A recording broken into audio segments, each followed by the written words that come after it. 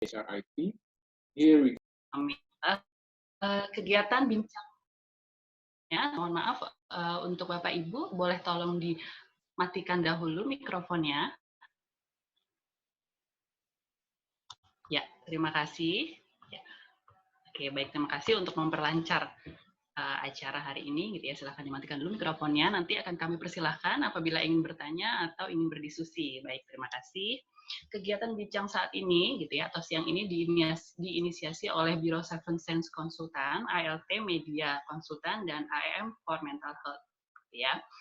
Baiklah, sebelum kita mulai acara bincang hari ini atau siang ini yang berjudul Tetap Happy menjelang persalinan di masa pandemi COVID-19 yang akan dipaparkan oleh Mbak Alexandra Gabriela Adeline, psikolog, ya. Mbak Alexandra ini merupakan seorang psikolog klinis yang menyelesaikan studi sarjana psikologi maupun magisternya di Universitas Tarumanagara dan mendapatkan gelar psikolog klinis di sana. Kemudian beliau mendapatkan gelar hipnoterapis di pelatihan yang bersertifikasi. Mbak Alexandra juga pernah bekerja sebagai terapis anak berkebutuhan khusus, konselor, dan penulis artikel di website clickandmatch.com. Beliau juga sebagai psikolog klinis di Pantai Sosial Bina Laras PSBL Harapan Sentosa 3, kemudian pernah menjadi HRD di PT Yu Cipta Kreasi, serta manajer HRD di PT Pilar Garba Inti. Nah, saat ini beliau bekerja sebagai praktisi klinis di Smart Mind Center, Ciputra Medical Center, dan Nose Consulting Indonesia, serta psikolog rekanan di www.ibunda.id dan Bihome ID. Kemudian beliau juga bekerja sama dengan Komisi Penanggulangan AIDS Provinsi KPAP Jakarta untuk memberikan seminar juga FGD bagi para konselor dan anggotanya. Mbak Alexandra ini telah banyak menangani kasus-kasus terkait dengan gangguan psikologi dan psikiatri, gitu ya. Beliau juga aktif memberikan ceramah dan pelatihan mengenai kesehatan mental dan gangguan psikologis. Oke, tanpa membuang waktu lagi, langsung saja kita persilahkan, gitu ya, kepada Mbak Alexandra untuk memaparkan materi mengenai tetap happy menjelang masa persalinan di masa pandemi COVID-19 ini. Silakan Mbak Alexandra. Oke, halo semuanya yang udah hadir. Thank you banget udah bergabung di sini. Selamat siang menjelang sore dan selamat berpuasa bagi yang menjalankan ya. Well, hari ini kita akan membahas tentang gimana sih caranya biar tetap happy menjelang persalinan di masa pandemi. Jadi kita bahas yang happy-happy dulu deh hari ini, cara-caranya dan apa sih sebenarnya happy itu. Biasanya orang-orang berpikir happy itu adalah sebuah tujuan, sebuah target atau goals. Tapi padahal happy itu adalah gimana kita membawa hidup kita sehari-hari. Jadi kalau happy-nya ditunggu, kita menunggu sebuah kesempatan untuk bikin kita happy, susah kan? Tapi kalau dari kitanya yang ngajak diri kita untuk lebih happy, melihat segala sesuatu dari sudut pandang yang lebih positif, kitanya pun bisa lebih sejahtera dan jelas perasaannya lebih tentram gitu. Nah, mungkin saya mau tanya dulu nih sama yang semua yang udah hadir di sini. Buat kalian semua, boleh ya dijawab dari chat, dengan chat. Buat kalian semua, happy itu apa sih?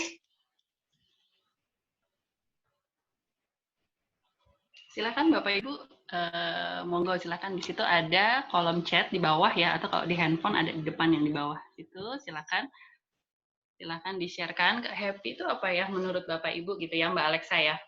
Iya betul. Happy itu apa sih? Happy atau bahagia? Tadi saya sempat ada yang info kalau videonya nggak muncul. Udah saya coba nyalain. Sudah mulai nyala belum kira-kira? Sudah Mbak, sudah.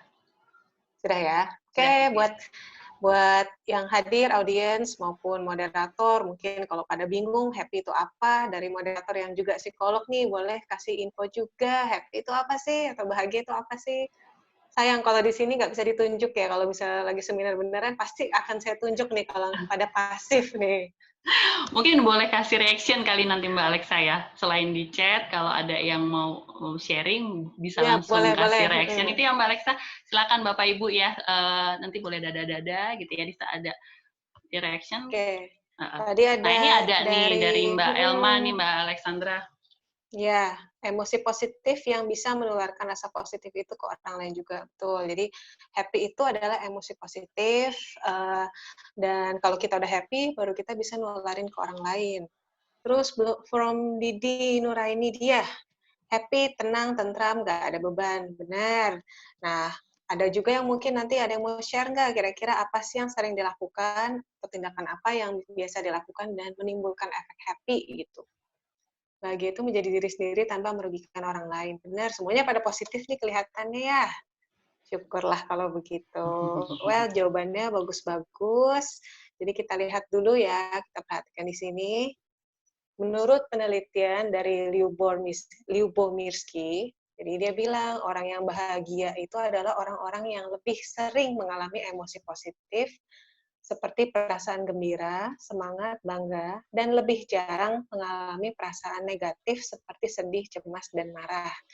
Jadi bukan berarti orang yang bahagia itu dia dari sana dia mendapatkan sesuatu baru dia bahagia, tapi memang dari dalam dirinya pikirannya lebih positif, perspektifnya lebih luas mungkin, terus emosinya juga lebih terregulasi dengan baik, emosinya juga lebih tenang, perilakunya pun juga lebih bisa kasarnya nggak terlalu beresiko lah ibaratnya. Jadi kalau mau happy tapi kebiasaannya adalah sukanya yang kebut-kebutan, ya sekalinya mobilnya nabrak, nggak akan happy juga kan, misalnya begitu. Tapi dia bisa menikmati diri dia apa adanya. Balik lagi, artinya bahagia itu kan sebenarnya dari kita dulu. Gimana cara kita menanggapi situasi yang terjadi sehari-hari yang kita alami. Bukannya situasi itu yang bikin kita happy. Harus dari kitanya sendiri dulu. Karena kan nggak mungkin kan, kita bahagia terus kan nggak mungkin. Kalau memang nggak dalam diri kitanya yang ngajak diri kita untuk bahagia gitu. Nah, dia pun juga menjelaskan nih, sebenarnya hidup yang lebih happy atau hidup yang lebih bahagia, nggak cukup dengan angan-angan, nggak cukup dengan aku pengen happy, terus kita mungkin sholat atau berdoa, semoga diberi kebahagiaan. Nggak cukup seperti itu, harus ada keinginan atau niat, harus ada cara yang tepat, dan juga harus ada positif, yaitu kita mengajak diri kita untuk lebih positif, untuk melihat segala sesuatunya. Jadi perspektif kita, persepsi kita, cara pikir kita, coba diajak berpikir lebih positif. Nah, di sini sering banyak orang nanya sih, sebenarnya emang bagus ya Mbak, kalau misalnya kita berpikir positif? Jawaban saya selalu tidak. Kalau positif di saat kita lagi ngalamin sesuatu yang negatif, kadang-kadang positifnya itu seperti membohongi diri sendiri. Let's say contoh pengalaman aja waktu saya pernah pergi ke Malaysia, tiba-tiba di sana saya dicopet nih. Terus kalau saya bilang, oh saya masih beruntung kok, walaupun saya dicopet tapi saya beruntung gitu. Itu kan kayak membohongi diri sendiri. Tapi kalau misalnya pada saat itu otomatis pikiran saya tiba-tiba mengingatkan, oh untuk bikin suami dan anakku happy, aku nggak perlu nyakitin perasaan orang lain, aku nggak perlu nyopet. Dan dalam hal ini, aku masih beruntung. Itulah yang disebut pemikiran yang positif. Jadi bukannya membohongi diri sendiri ya, beda ya. Nggak usah dipaksain kalau nggak nyaman, berarti cari sisi positifnya, sisi yang lebih positif yang bisa kita terima. Bukan kayak memaksakan pemikiran positif itu ke diri kita sendiri. Gitu ya. Nah, sekarang kita lanjut ke slide berikutnya. Oke.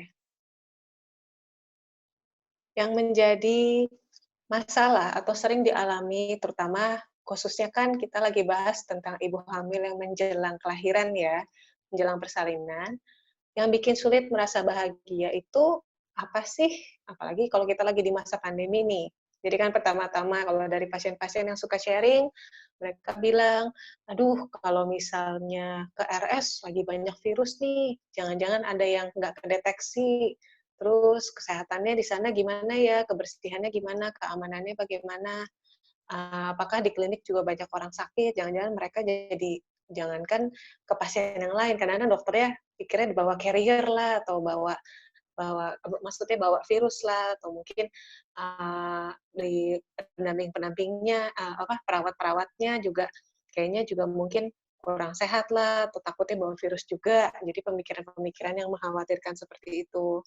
Terus tidak bisa melakukan aktivitas yang disukai karena PSBB. Kalau dulu-dulu lagi penat, mungkin ibu-ibu ada yang suka mijet, atau ada juga yang suka jalan-jalan deh, keluar keluar jalan-jalan keluar yang di tempat terbuka kayak di pantai atau di taman. Sekarang lagi nggak bisa. Terus suami tidak bisa menemani karena dilarang mudik. Jadi ada juga yang sebelum uh, sebelum larangan mudik itu ditetapkan, mereka udah terlanjur dinas keluar kota, baru mau pulang tiba-tiba udah ditetapkan dan nggak sempat pulang. Jadi mungkin ada kekhawatiran nanti kalau aku melahirkan nggak sama suami gimana ya, suami nggak bisa mendampingi gimana ya. Terus keuangan menurun, bagaimana nasib si adik yang di perut ini ya. Jadi kan banyak juga yang usahanya kurang berjalan dengan baik di masa ini, ataupun yang jadi karyawan ada yang mendapat PHK, ataupun ada juga yang mengalami pemotongan gaji. Nah, itu kan juga jadi pikiran buat mami-mami atau mama-mama yang sedang mengandung ya. Ada juga badan sudah mulai tidak nyaman, tapi enggan meminta bantuan. Biasanya sering terjadi nih, badan udah mulai nggak nyaman, semuanya dikerjain sendiri, minta pijet aja nggak enak, minta elus-elus aja nggak enak, mau minta tolong suami atau mertua atau orang tua kita, tapi kok rasanya mereka juga banyak pikiran nih, kayaknya aku egois banget kalau misalnya aku masih minta tolong mereka. Terus ada juga campur tangan atau kritik dari orang lain, apalagi kayak masa sekarang. Baru pulang, mandi, cuci tangan, terus baru pergi, nanti kena ini loh, nanti kena itu loh, kamu udah siap-siap ini belum, siap-siap itu belum. Pokoknya semua aturan-aturan yang tiba-tiba harus kita lakukan sekarang di saat kitanya pun lagi berbadan dua nih, jadi tambah pikiran baru. Coba yang lainnya, kira-kira yang dialami sama ibu-ibu yang hadir di sini apa aja nih? Ada yang mau sharing nggak? Kalau ada yang mau sharing, boleh di chat, boleh juga kasih tanda nanti kita diskusi ya. Atau kalau misalnya boleh ya cerita gitu. Gimana kira-kira?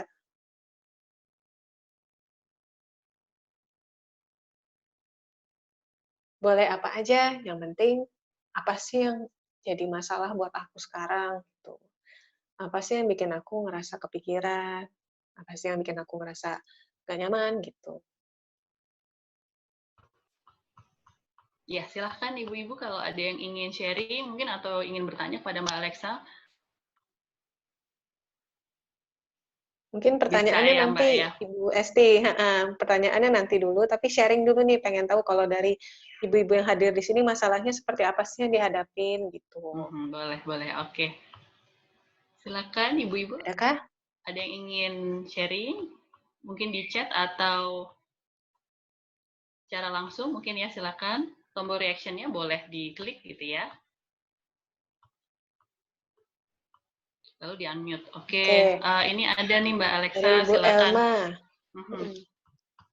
Takut kurang ada bantuan.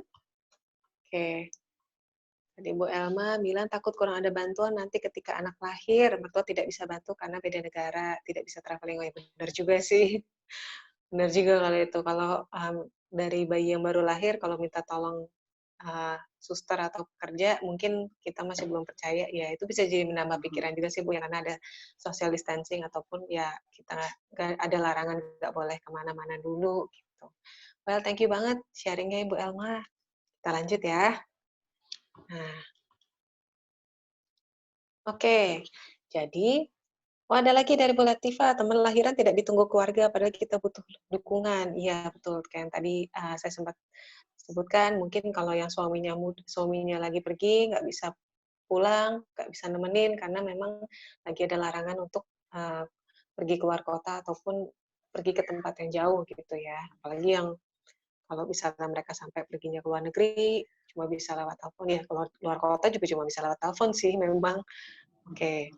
Jadi gimana sih rasanya supaya lebih happy?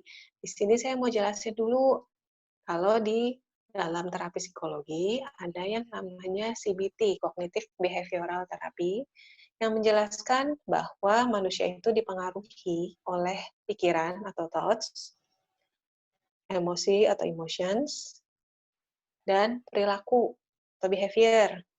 Jadi, pikiran, perasaan, dan perilaku itu saling berhubungan. Nggak bisa satu persatu nih. Misalnya aja kalau orangnya cemas, cemas sama kesehatan tadi yang soal rumah sakit, takut nih kalau misalnya di rumah sakit banyak penyakit. Pikiran mungkin udah bisa dilatih positif, emosi udah sering dilatih meditasi, tapi kok masih cemas? Kita lihat perilakunya. Jangan-jangan kalau lagi browsing-browsing, bacanya yang negatif-negatif terus. Lebih baik kita coba cari keywords-nya yang positif, kayak tingkat kesembuhan, ataupun misalnya kayak banyak, kalau nggak salah saya banyak lihat artis-artis baru melahirkan di bulan-bulan ini, dan mereka tuh semuanya baik-baik aja, sehat sentosa, gitu. Dengerin kabar juga dari teman-teman yang juga lagi melahirkan mendekati bulan-bulan ini, ternyata pas melahirkan di masa pandemi ini, mereka aman-aman aja, sehat-sehat aja. Nah, itu yang jadi penguat kita. Apa aja sih emosi, perilaku, dan pemikiran yang sering menimbulkan perasaan gak nyaman? Jadi, emosi yang negatif biasanya ada perasaan takut, cemas, tertekan. Kadang-kadang banyak yang susah membedakan antara emosi dan pemikiran, dan emosi dengan kondisi. Jadi kalau ditanya, coba deh Bu jelasin emosinya. Bete, misalnya. Terus under pressure, atau ada juga bilang galau. Padahal galau, bete, under pressure itu sebenarnya hanya sebuah kondisi atau term yang term untuk menjelaskan sebenarnya emosi kita ini apa. Padahal kita sendiri nggak tahu emosinya apa. Kalau lagi nungguin orang, kalau misalnya nungguin orang kelamaan, bete. Terus kalau misalnya nggak dibalas-balas, bete. Kesel sama suami, bete. Jadi semuanya tuh disebut bete gitu. Tapi sebenarnya perasaan yang muncul itu apa, kita perlu tahu secara spesifik. Dari perilaku, ada perasaan kesel, ada masalah, tapi dilampiaskan, nggak diselesaikan, lebih ke dilampiaskan ke hal lain atau ke orang lain secara agresif misalnya. Atau juga perilaku ngambek, jadi nggak tahu nih salahnya di mana, orang-orang nggak ada yang tahu ngambek atau pasif ya, jadi mengurung diri, diem aja, nggak cerita ke siapa-siapa, jadi mereka nggak tahu cara ngebantuinnya gimana, atau bahkan nggak tahu nih kita lagi ada masalah apa. Mereka kira kita lagi butuh waktu, tapi di pikiran kita kok nggak ada yang mau dukungnya, kan seringnya begitu ya, padahal mereka juga nggak sadar, kitanya nggak ngasih tahu kalau kita lagi butuh bantuan, dan mereka juga nggak tahu kalau kita butuh bantuan, gitu.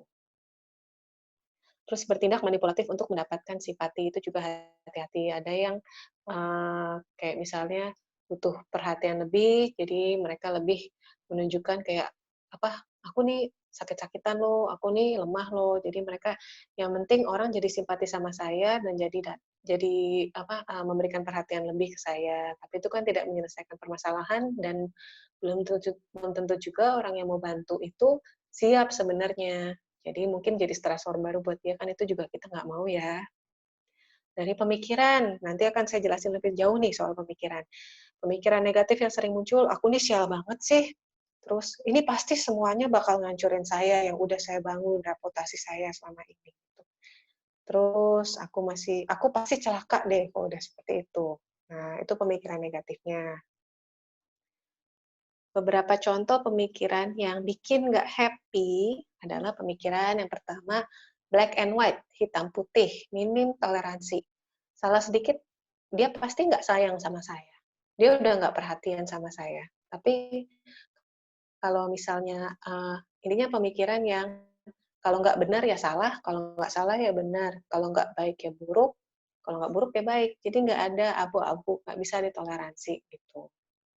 Terus mental filter, fokus pada bukti-bukti tertentu saja, fokus pada kegagalannya saja. Jadi dari 100 keberhasilan, ada 1 kali gagal, wajar dong, namanya kita lagi proses belajar. Tapi seakan-akan aku tuh gagal, aku adalah manusia yang gagal gitu. Atau mungkin dari segala, ada kan yang kalau lagi ibu-ibu hamil mikirnya kok aku dapetnya hamil yang nggak enak banget, kayak dulu ada yang terutama kayak waktu saya alamin mual-mual sampai 9 bulan nggak bisa makan, tapi di satu sisi saya nggak bengkak, ataupun kayak berat badan nggak naik terlalu banyak, jadi badan masih enteng, masih bisa jalan pagi sendiri gitu, sedangkan orang lain sampai naiknya banyak. Terus saya masih bisa apa, bisa dikatakan kulit apa, nggak pecah, teman-teman mungkin ada yang pecah, tapi kalau orang-orang yang mental filter mungkin dia berpikir, "Aku kok sial banget ya, yang lain masih bisa makan, aku nggak bisa makan. Jadi dia fokusnya sama yang dia nggak punya aja gitu. Terus jumping to conclusion, kayak seakan-akan bisa baca pikiran orang lain atau meramalkan masa depan. Kalau baca pikiran orang lain tuh orang lain, misalnya kayak suami lagi jauh yang tadi lagi mudik, di WA apa, "Aku sayang kamu, hati-hati ya." Terus mungkin suami lagi nggak baca, cuma dia nggak bales karena sibuk atau mungkin karena lagi di perjalanan. Kenapa sih? Dia lagi mikir apa sih? Apa jangan-jangan dia ngerasa aku ngeganggu ya? Apa jangan-jangan dia udah nggak sayang lagi ya? Apa jangan-jangan dia lagi mikirin aku nih cuma cari perhatian ya? Jadi pikirannya tuh kayak seakan-akan dari perasaan kita yang negatif, kita merasa bisa membaca pikiran dia dan meyakini bahwa pemikiran dia tuh benar, bikin kita tuh mikir berpikir negatif terus gitu. Atau yang meramalkan masa depan tadi, seakan-akan nanti pasti di rumah sakit aku rame deh, nggak dapat kamar deh, padahal belum tentu gitu. Di rumah sakit pasti lagi masa-masa begini, jangan-jangan nanti nggak dapat kamar gitu. Kan bisa dikatakan hampir nggak mungkin. Ya, kalau misalnya seperti itu terjadi, masih ada rumah sakit lain, masih ada klinik persalinan, dan lainnya itu kita ingetin aja ke diri kita sendiri ya. Lalu overgeneralizing. Jadi overgeneralizing itu memperluas konsep yang kita pelajari. Jadi hampir semua hal yang berkaitan dengan konsep itu kita asosiasikan dengan perasaan yang gak enak. Kayak misalnya kita lihat orang-orang yang sakit corona pada KRS. Jadi kita berpikir bahwa di RS banyak pasien corona gitu. Jadi padahal kan kalau nggak semua RS itu menerima corona dan nggak semua orang yang ke RS itu pasti sakit corona gitu. Tapi kita udah berpikir bahwa semua RS itu pasti nggak aman, misalnya gitu. Terus disqualifying the positive. Jadi kita hilangkan yang positif-positifnya dan cuma ambil yang negatifnya aja gitu. Jadi kalau misalnya kita udah ngerasa kita ini nggak disayang atau kita ini nggak beruntung, sekalinya dapat keuntungan, sekalinya dapat hal yang positif, kita mikir, itu cuma beruntung bentar, nanti juga sial lagi, atau nanti juga pasti kalau suami lagi berbuat baik, itu pasti lagi ada maunya, ntar juga nyebelin lagi, misalnya begitu. Nah, magnification, jadi membesarkan atau malah mengecilkan suatu hal, menyepelekan suatu hal, gitu. Jadi ada satu hal kecil, misalnya kayak lagi periksa ke dokter kandungan, terus dokter kandungan bilang, ini kayaknya ada kerak, tapi saya perlu periksa lebih jauh. Coba minum dulu, nanti lihat minggu depannya. Tapi kita udah ngebayang, aduh anaknya kenapa-kenapa nih? Aduh anaknya bakal gimana nih? Aduh pasti ada sesuatu terjadi di perut aku nih, di kandunganku nih. Atau meminimalisasi sesuatu, udahlah nggak usah dipikirin, biarin aja. Itu juga nggak baik buat kitanya.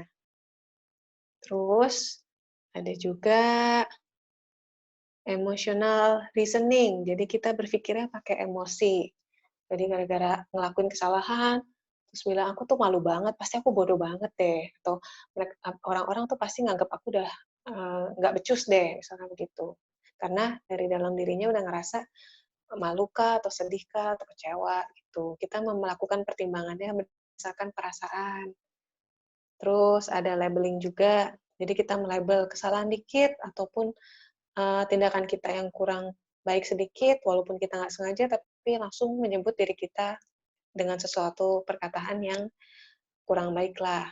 Dari misalnya kayak, kok aku sedih ya pas lagi hamil, aku pasti nggak bisa jadi ibu yang baik deh. Aku tuh ibu yang nggak baik, karena aku sedih di kala hamil. Kalau lihat teman-teman lagi hamil, semua pada senyum. Padahal kan sebenarnya kalau yang lagi hamil pasti ada masalahnya juga kan, gitu. Pemikiran yang kaku, harus, pasti, jangan, mesti.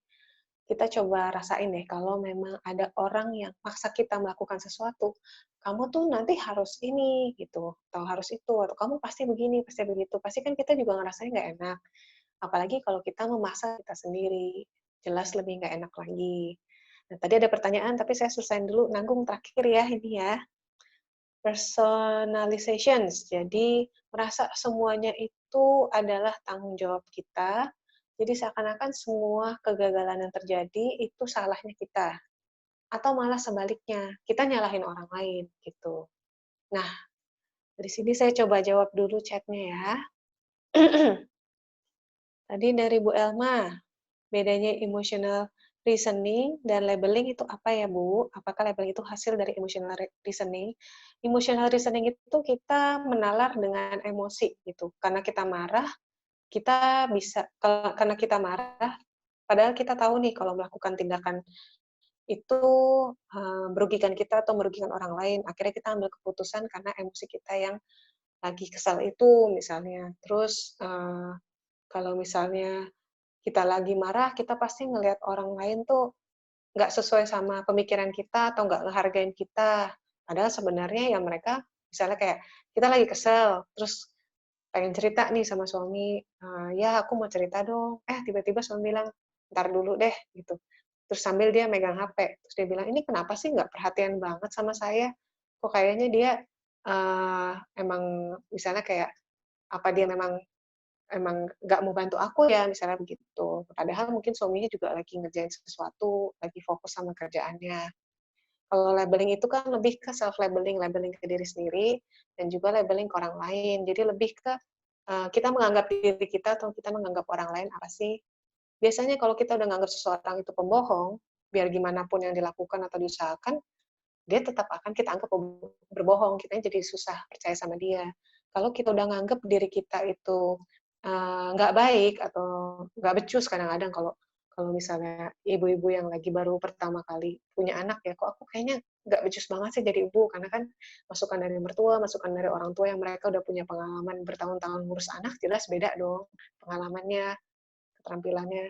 Tapi jadi rasanya kok malah nggak bisa-bisa ya, aku emang nggak becus jadi ibu. Nah itu baru namanya labeling. Jadi ngerasanya salah terus, padahal mungkin sebenarnya nggak seperti itu.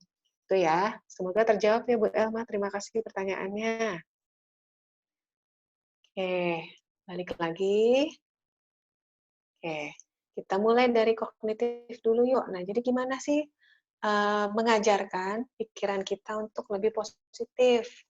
Pikiran itu sebenarnya kan lebih banyak dipelajari ya. Cara pikir kita itu sebenarnya lebih banyak dipelajari. Kalau orang yang sudah terbiasa berpikir overthinking dan berpikir negatif, berarti kan memang dia punya pengalaman dan pernah belajar untuk berpikir negatif. Kalau gitu ya kita ajarin aja untuk berpikir positif. Caranya pertama-tama nih, kita perlu sayang dulu sama diri sendiri.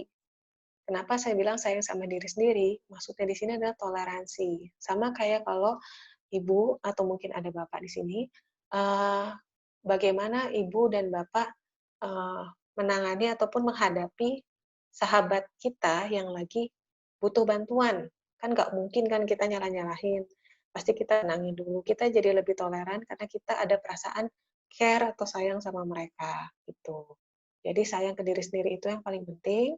Kita perlu jadi sahabat buat diri kita sendiri. Caranya adalah tumbuhkan kasih terhadap diri kita, yaitu memahami dan tidak menghukum. Tadi tidak melabel. Jadi kalau misalnya kesalahan, tiba-tiba mecahin gelas misalnya, kok bodoh banget sih? Kenapa sih? Udah gede aja masih selera misalnya. Tapi kita, nah itu kan namanya kita lagi menghukum diri kita. Cuma kita pahami, oh aku mungkin lagi kecapean, aku lagi banyak pikiran, makanya megang aja jadi nggak seimbang, ataupun kayak megang aja jadi nggak kokoh cengkramannya gitu. Memahami atau toleransi terhadap diri sendiri. Hal ini terjadi pada siapa aja kok. Nah, itu kita kasih tahu, wajar kok kalau aku sedih, misalnya lagi ada masalah, wajar kalau aku stres di kondisi seperti ini, atau kalau misalnya kesalahan tadi yang kayak mecahin gelas, wajar kok aku lagi capek aja, misalnya gitu. Jadi kita ngingetin ke diri sendiri bahwa aku ini baik-baik aja kok, semua orang ngalamin. Terus be mindful. Jadi mindfulness itu kan sadar dengan apa yang kita lakukan sekarang dan tidak menilai. Tidak menilai dalam artian di sini apa adanya. Tidak mengabaikan atau membesarkan sebuah perasaan atau kegagalan. Jadi apa adanya kita alami, bukannya kayak pas kita lagi ngalamin kondisi yang pandemik seperti ini, nggak apa-apa kok, aku nggak stres. Nah itu namanya kita bohongin diri sendiri, kayak mengabaikan. Tapi kalau stres ya wajar, namanya juga lagi proses adaptasi, nanti akan baik-baik aja, misalnya seperti itu. Jadi kita coba sayanglah sama diri kita sendiri dulu. Nah, setelah itu, baru kita bisa terima setelah kita bisa sayang sama diri kita bisa terima diri kita apa adanya. Gimana cara terima diri kita apa adanya? Pertama-tama adalah kita punya ekspektasi yang realistis nih. Banyak orang yang lagi, misalnya kayak lagi mengandung, suaminya nggak bisa datang, terus berharap, walaupun doa boleh ya, tapi berharap yang benar-benar, aku mau pokoknya suamiku harus datang, nggak mau tahu gimana caranya suamiku harus dampingin aku. Kalau kondisinya seperti ini dan kemungkinan tercapainya cukup sulit, ya kitanya yang akan kecewa sendiri. Mendingan ekspektasinya pertama, kita fokus ke diri sendiri, apa yang masih bisa kita lakukan, seperti poin 2, apa yang bisa kita lakukan, dan realistis kalau memang lagi nggak bisa datang, paling nggak bisa video call, paling nggak aku bisa ngabarin, paling nggak aku masih bisa jaga komunikasi dan kabarku terhadap suami, misalnya gitu. Jadi dari apa yang bisa aku lakukan. Terus bisa juga kayak, ada yang ngarep, aduh moga-moga, contoh yang paling sering yang dialamin orang-orang di masa-masa ini adalah, moga-moga minggu depan udah kelar deh. Padahal kalau kita lihat grafik tren yang ada di Cina waktu lagi mengatasi masalah COVID ini kan kurang lebih 3 sampai 4 bulan aja belum tuntas banget kan. Nah, kalau sudah seperti ini kan kita bisa lihat, berarti kan nggak mungkin cepat juga, at least ya 3 sampai 4 bulan dari yang kita alamin sekarang, bisa jadi mungkin bulan Juli atau Agustus lah. Nah, kita tetapkannya seperti itu. Nah, di bulan itu semoga sudah selesai seperti sedia kala. Itu baru yang disebut realistis, gitu. Dan terakhir, kita juga perlu memfilter informasi dan masukan dari orang lain. Nggak semuanya harus kita terima. Jadi kita perlu lihat apakah itu fakta atau opini. Kalau memang misalnya ada kata-kata yang nggak enak, apalagi kalau menyebut sebuah label, misalnya di label bodoh atau nggak becus, kita cari dulu apakah itu fakta atau opini ya. Misalnya kayak orang yang di label bodoh, bodoh itu definisinya apa sih?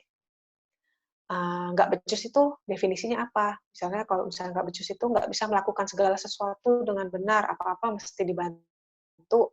Aku melakukan sesuatu dengan benar nggak ya? Kayaknya sebagian besar benar, dan sebagian besar aku lakukan sendiri, nggak perlu dibantu.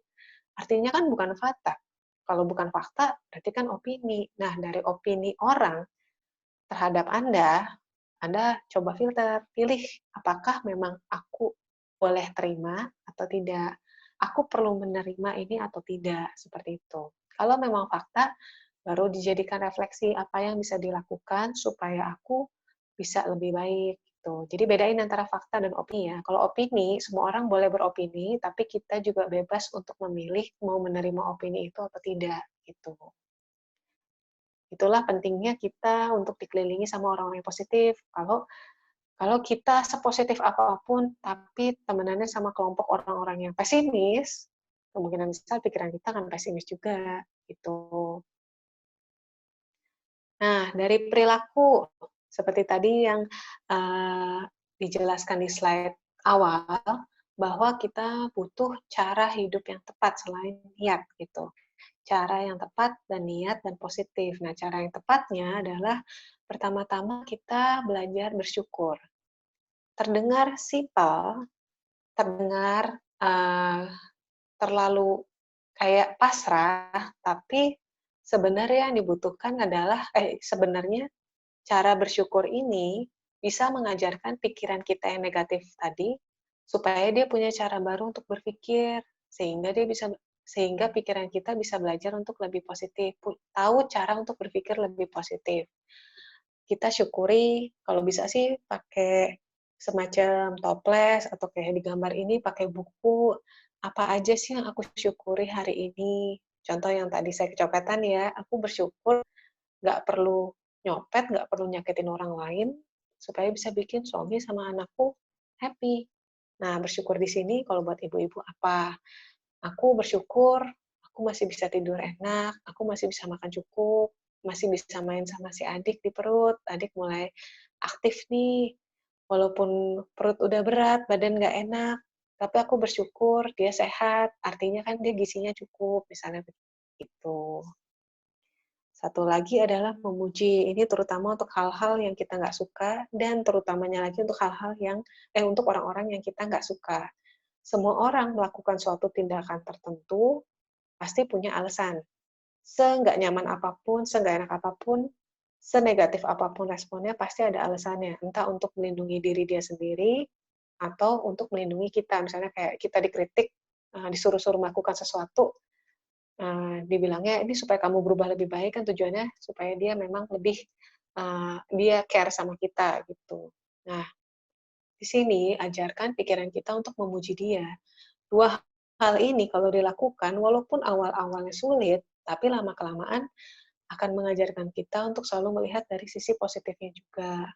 Jadi, kalau memang masih belum bisa memuji, kita ingetin lagi, dia melakukan sesuatu respon yang nggak enak, yang dia percayai dapat menimbulkan suatu hal yang baik buat dia. Pernah nggak kita melakukan suatu hal yang menurut kita benar dan tetap kita lakukan, walaupun hal itu kita tahu merugikan orang lain atau membuat orang lain nggak nyaman. Tapi karena kita tahu hal itu baik, buat di pikiran kita hal itu baik, aku tetap lakuin. Nah, jadi kita lebih mentoleransi orang itu kan. Kalau kita udah lebih mentoleransi, kita coba puji. Apa sih yang baik dari orang itu? Apa sih yang masih bisa kita terima dari orang itu? Apa yang masih positif dari orang itu? Kenapa dia sampai melakukan hal seperti itu, dan pujilah. Kayak misalnya orang yang kompetitif banget, kita puji, dia semangatnya besar banget ya. Walaupun ya sampai nggak mau kalah, tapi dia semangatnya besar sekali. Dia mungkin ngelakuin itu supaya dia bisa membanggakan keluarganya, misalnya seperti itu. Pasti sulit, awalnya pasti sulit. Nggak semua orang gampang, apalagi kalau yang usianya, apalagi kita yang sudah berusia 20, 30, mungkin 40 tahun, sudah lama sekali punya cara pikir itu, tiba-tiba berubah, pasti kan susah. Kayak orang kalau habis belajar mobil manual disuruh pindah ke matic juga susah kan, sama dengan cara pikir kita, butuh waktu, kitanya yang perlu ajarin terus, harus bersabar untuk ngajarin terus. Selanjutnya, bertindak asertif supaya kita bisa mengungkapkan isi pemikiran kita dengan baik. Jadi cara untuk bertindak asertif, kita harus mempertimbangkan waktu yang tepat.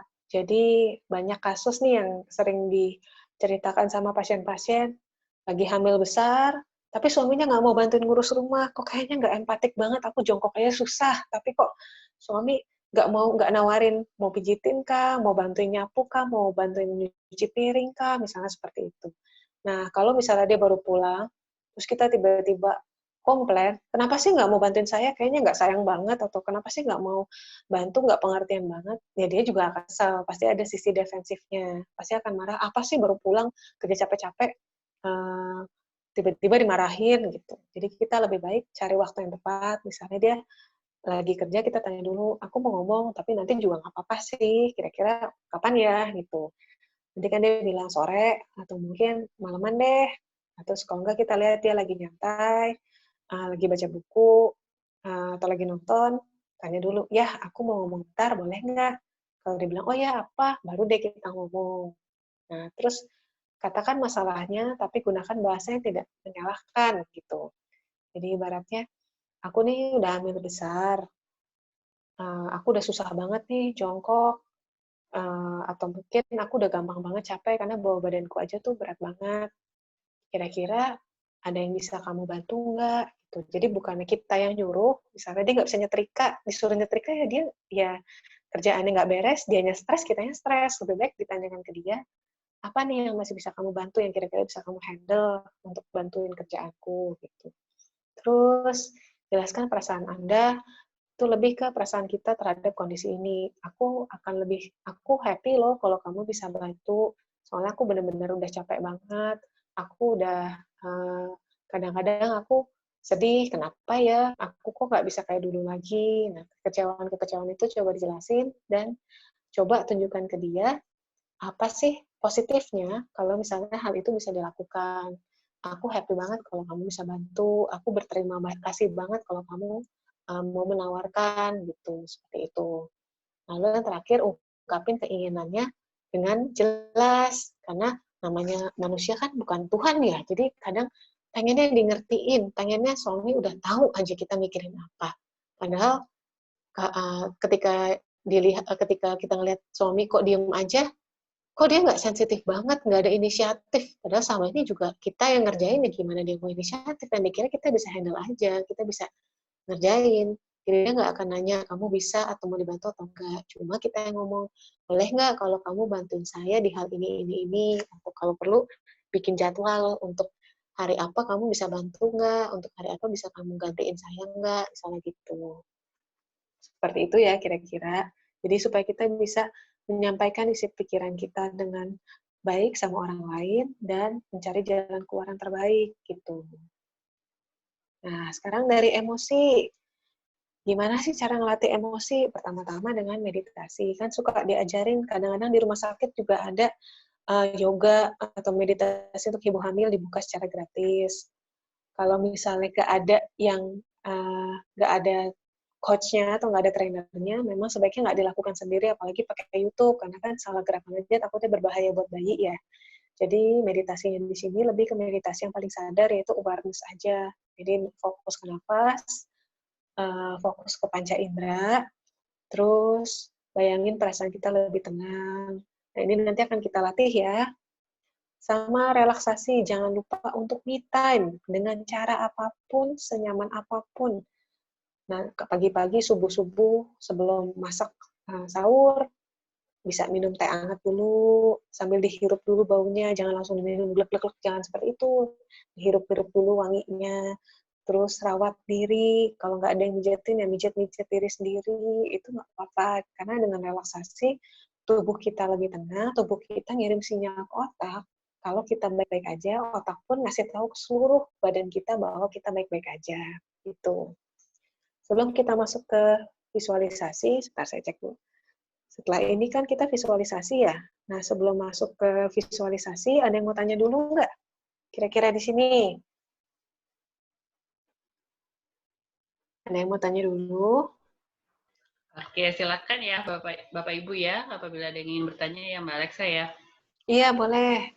Sebelum kita nanti atau akan dipandu oleh Mbak Alexa nih untuk berlatih relaksasi ya Mbak ya. Iya, visualisasi sih lebih ke gimana membangkitkan perasaan happy. Pasti ada tahap baik. relaksasinya dulu. Ada yang mau tanya nggak nih? Oke, silakan Bapak Ibu. Boleh secara langsung, mungkin nanti tombol reaction-nya diklik dulu, lalu kemudian di-unmute gitu ya mikrofonnya, silakan. Atau kalau mau melalui chat juga boleh, silakan.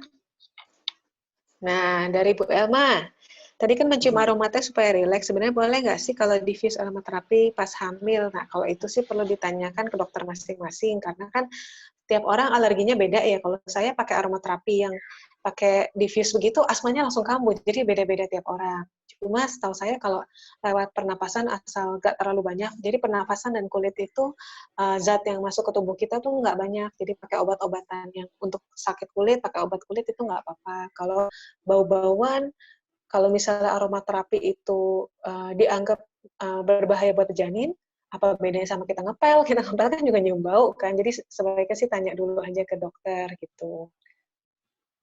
Dari Ibu Didi Nuraini dia, meditasi dan relaksasi apakah sama maksud dan tujuannya?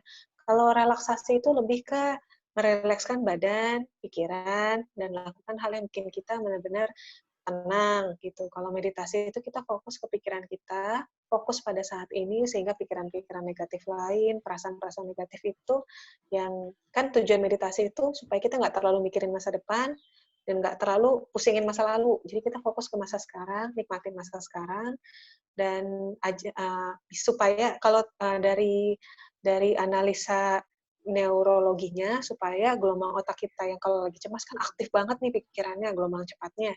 Tapi kalau misalnya kita meditasi, gelombang cepatnya agak menurun, jadi pikiran kita lebih tenang, gitu. Seperti itu sih. Ada lagi?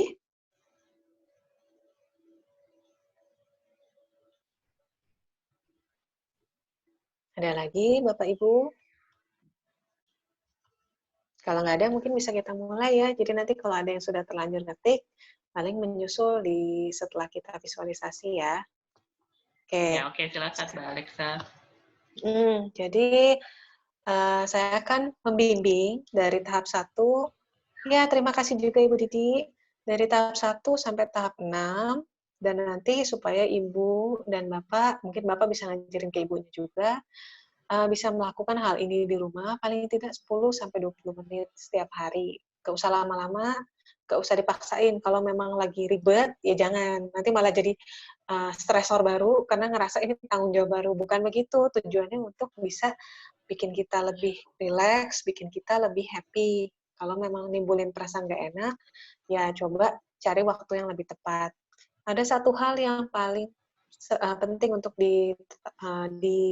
saya jelaskan di sini ya, terutama untuk nomor 4. Nomor 3 nih. Ingat kembali satu pengalaman yang membuat Anda merasa sangat bahagia. Di sini banyak sekali orang yang ingat perasaan bahagianya tuh yang malah bikin dia sedih. Misalnya ingat almarhum bapak, ingat rumah lama, ingat happy, sekarang lagi stres, ingat dulu bisa happy sama teman-teman, sekarang udah pindah negara. Kalau itu kan malah bisa nimbulin perasaan nggak enak. Kalau dalam sesi tatap muka individual, hal itu memang dibutuhkan supaya menggali apa sih sebenarnya bikin dia sedih, yang bikin dia ngerasa kecewa sama hidupnya. Cuma kan kalau sekarang sesi massal dan saya nggak bisa ngelihat satu persatu nih ekspresinya seperti apa. Jadi carilah perasaan happy yang cukup netral. Happy yang netral yang hanya menimbulkan perasaan happy saja, nggak menimbulkan perasaan yang negatif begitu ya. Nah, saya akan nyalain lagu. Mungkin dari Bu moderator nanti coba didengar juga Bu, suaranya jelas atau tidak lagunya di sana ya. Ya, oke Mbak. Oke. Oke. Terlalu kencang atau terlalu pelan atau gimana? Nah, cukup ya? Cukup, sambil Ya. saya ngomong, suaranya nggak ada yang bertabrakan kan?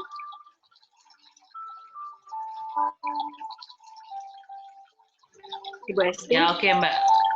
Suaranya Ya, nggak ada yang silakan. bertabrakan ya? Nggak ada. Suaranya nggak ada yang bertabrakan ya? Ya, oke. Oke. Silakan ya. Ya, buat ibu-ibu sekalian atau bapak-bapak yang hadir, sekarang kita coba, nggak usah baca dulu, HP-nya ditaruh dulu nggak apa-apa, cukup dengar suara saya dan suara lagu ini aja. Jadi kalau ada kasur ya sambil tiduran, kalau lagi ada di sofa ya sambil duduk di sofa, senyaman mungkin.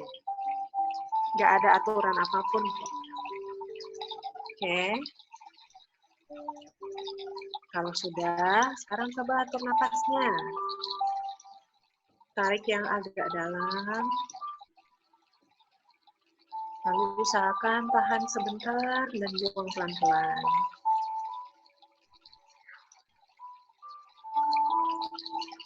Rasain semua udara yang masuk ke dalam paru-paru Anda.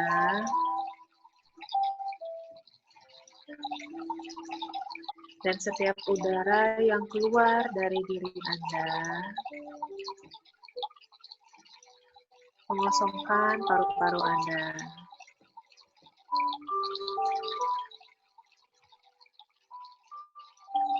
Dan sambil Anda menghembuskan nafas,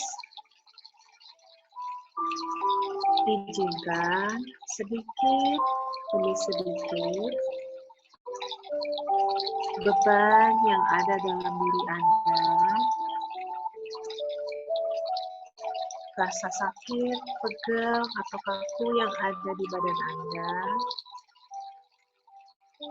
masalah dan pikiran negatif yang Anda alami, sedikit demi sedikit keluar dari diri Anda bersama dengan hembusan nafas Anda.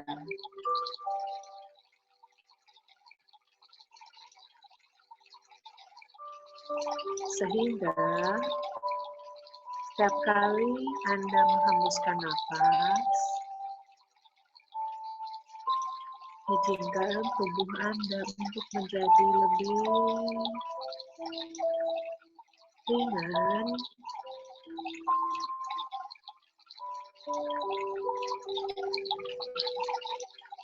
ringan,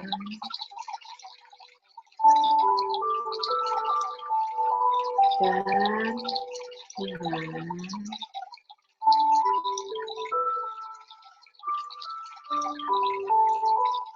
Hingga yang tersisa hanyalah perasaan tenang saja.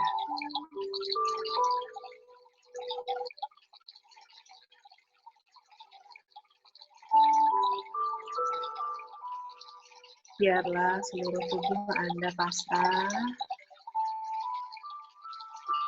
hingga yang terasa hanya detak jantung yang ada di dada Anda saja. Rasakan setiap putaran yang muncul,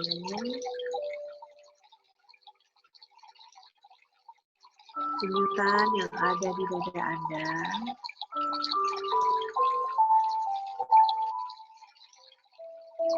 getaran yang membawa ketenangan dan kedamaian, seakan-akan hanya hal itu yang terpenting, seakan-akan hanya hal itu yang Anda sadari. Getaran ini mungkin awalnya halus, tapi lama-kelamaan Anda bisa lebih menyadari adanya getaran itu di dada Anda.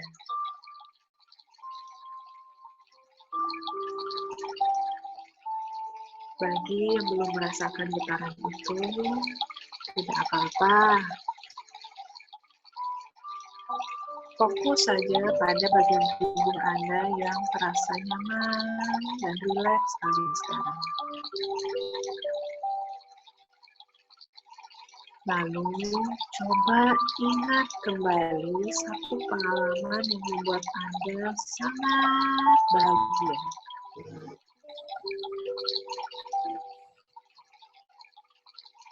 Pengalaman ini bisa pengalaman yang mungkin terjadi beberapa hari yang lalu, beberapa minggu yang lalu, beberapa bulan yang lalu, beberapa tahun yang lalu.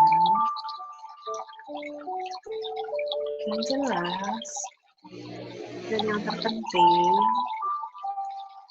pada saat itu, Anda bisa merasa happy sekali. Seakan bebas dari perasaan lain. Bahagia saja yang ada dalam hati Anda.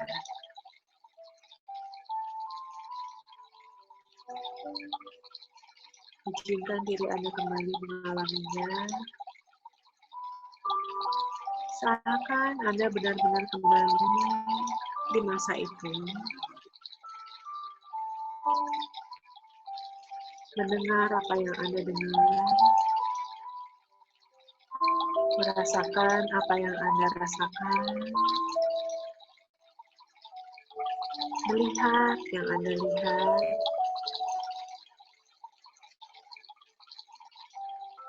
Melakukan apapun yang Anda lakukan saat itu di sana.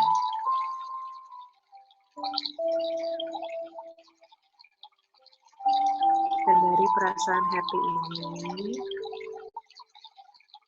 kenali rasa happy-nya atau rasa bahagianya. Bagian tubuh mana yang paling terasa ketika Anda merasa bahagia? Apakah dadanya rasanya lega, kepalanya enteng, ada di bagian tangan kah rasanya lebih semangat? Kenali rasa bahagia itu secara spesifik.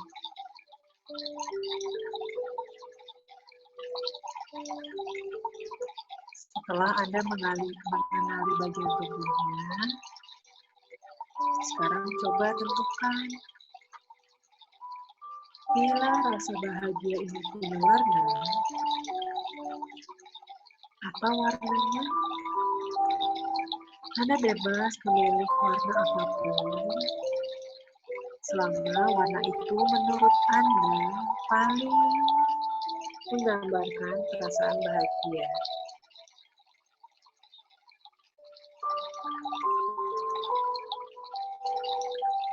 Good, bagus sekali. Kalau sudah, sekarang rasakan baik-baik, kenali baik-baik rasa bahagia itu. Hapus semua gambaran tadi yang ada di pikiran Anda, tapi tetap simpan baik-baik rasa bahagianya. Lalu bawalah rasa bahagia ini seakan-akan ke masa depan. Dan temukanlah kondisi apa yang bisa Anda lakukan mungkin bersama anak Anda nanti yang Anda paling inginkan dan yang kira-kira memiliki rasa bahagia yang sama seperti yang Anda alami sekarang.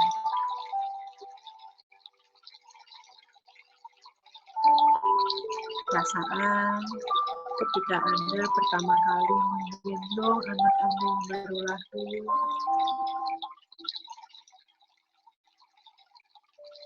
melihat matanya, melihat wajahnya, menggenggam tangannya,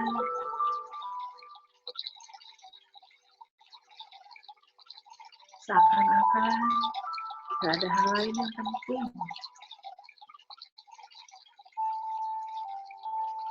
Hal inilah yang terpenting.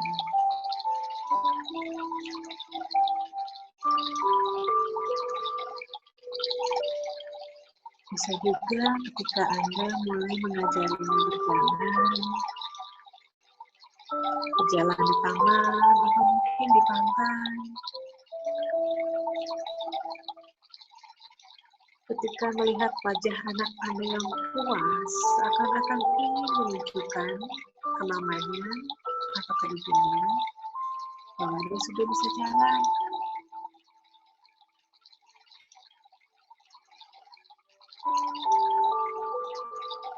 Atau mungkin kondisi bahagia di mana Anda bisa memeluk anak Anda begitu erat. Dan anak Anda pun sangat happy untuk menerima Anda apa adanya. Seakan-akan Anda lah orang yang paling cantik di dunia.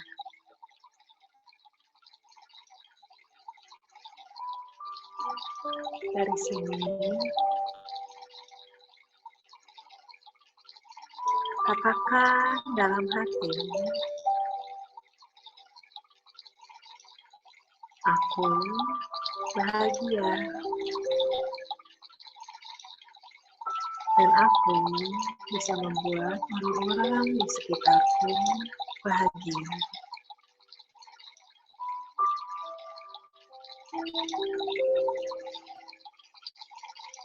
Dari sini, saya akan mengajak Anda untuk terbangun dan membuka mata sebentar lagi. Saya akan hitung sampai 5, dan pada hitungan kelima nanti, bukalah mata Anda. Namun sebelum Anda membuka mata, katakanlah dalam hati, apa saja yang Anda syukuri sampai hari ini. 1, 2, 3,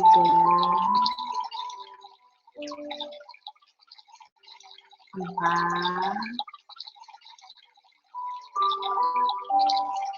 dan 5.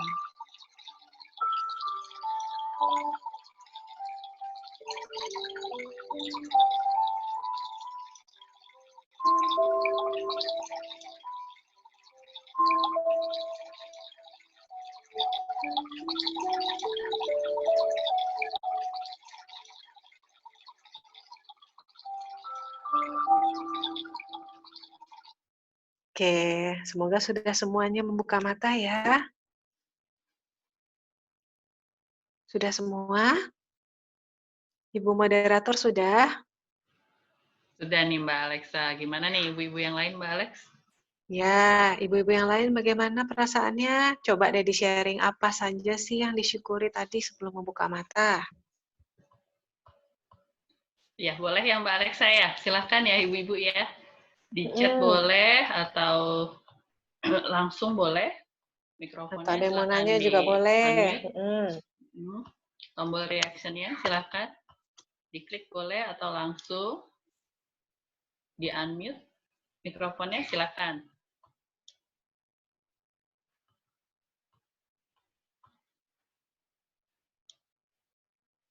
Silakan, ini ada Ibu Elma, ada Ibu Putri,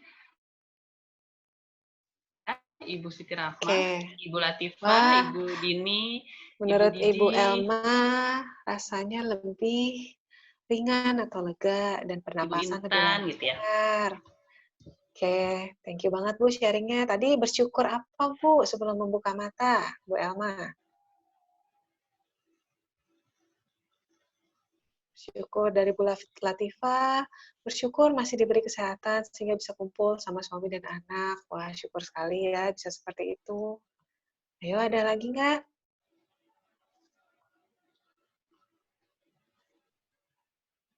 Ayo silakan Ibu-Ibu. Atau dari teman-teman moderator? Ini Oke, ada lagi tuh Mbak Alex. ya, bersyukur dari Bu Elma, bersyukur atas bayi ini walaupun sebenarnya saya pakai IUD, tapi bayi ini tetap tumbuh sehat. Oke, memang sudah ditakdirkan dapat berarti ya Bu ya, walaupun pakai IUD. Oke, nah yang lain ada yang mau sharing nggak?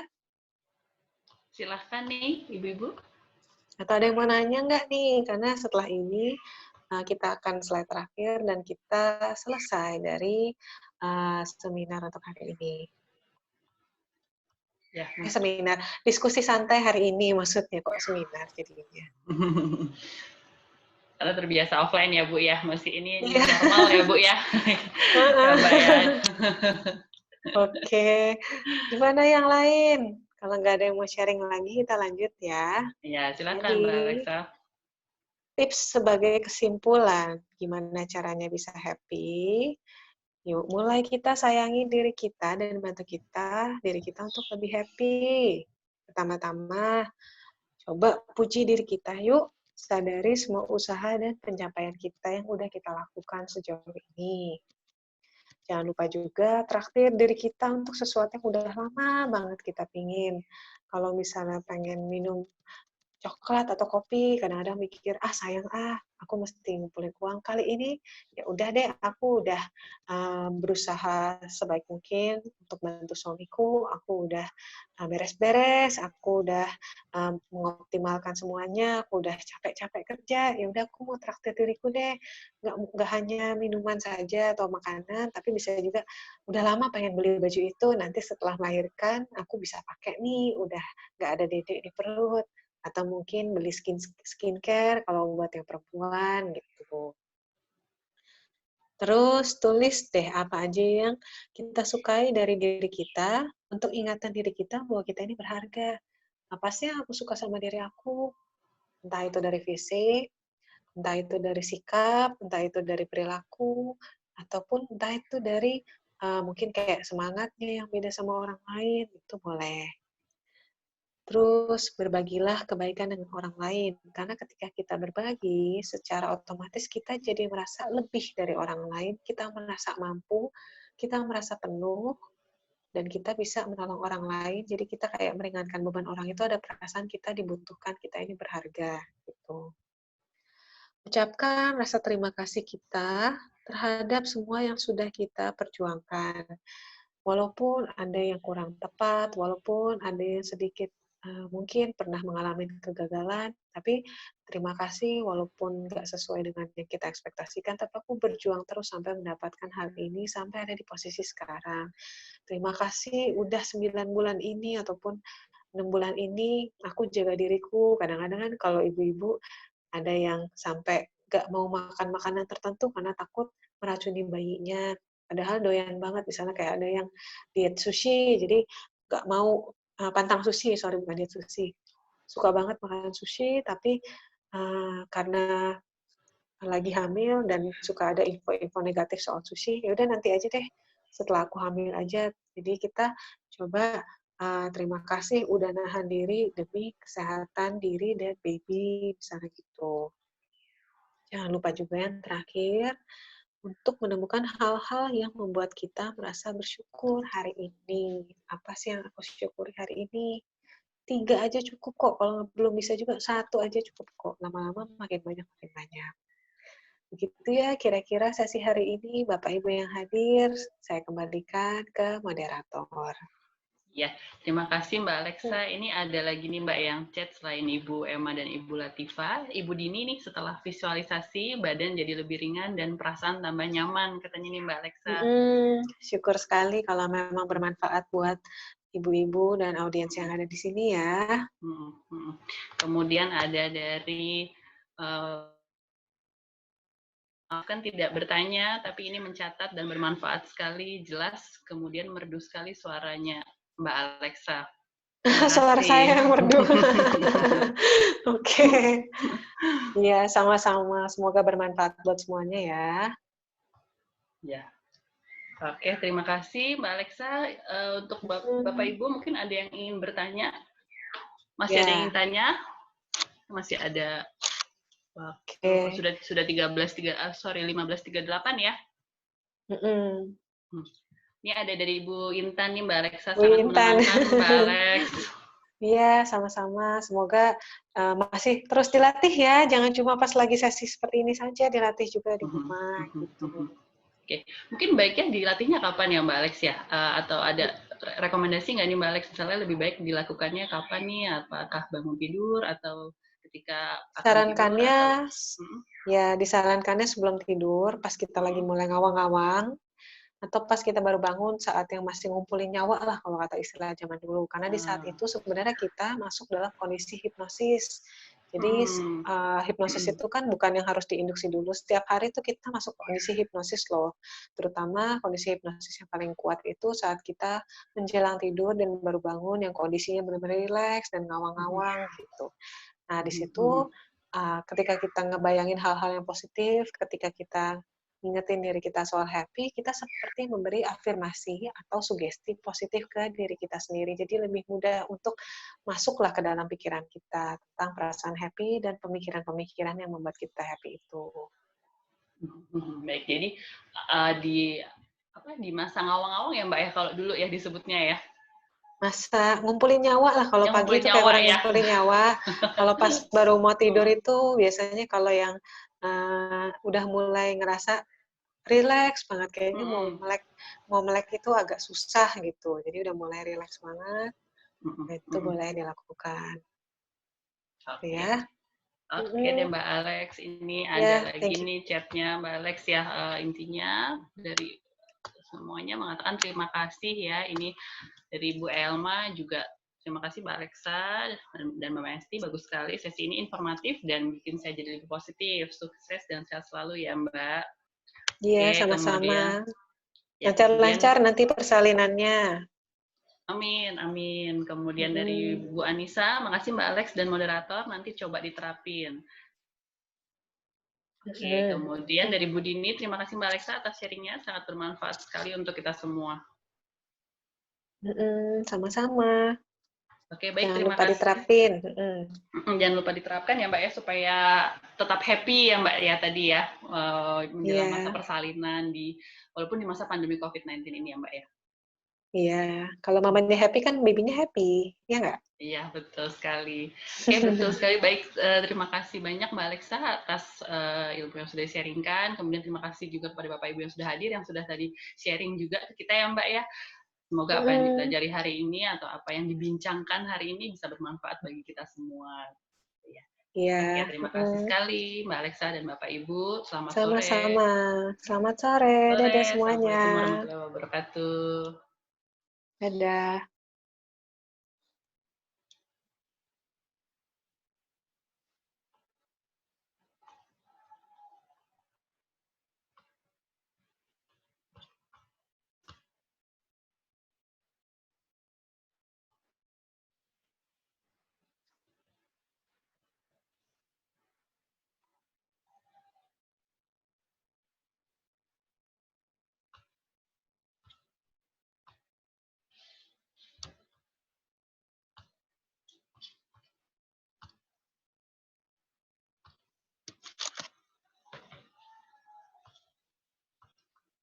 Oke, ini tinggal kita kan? Udah. Matiinnya gimana?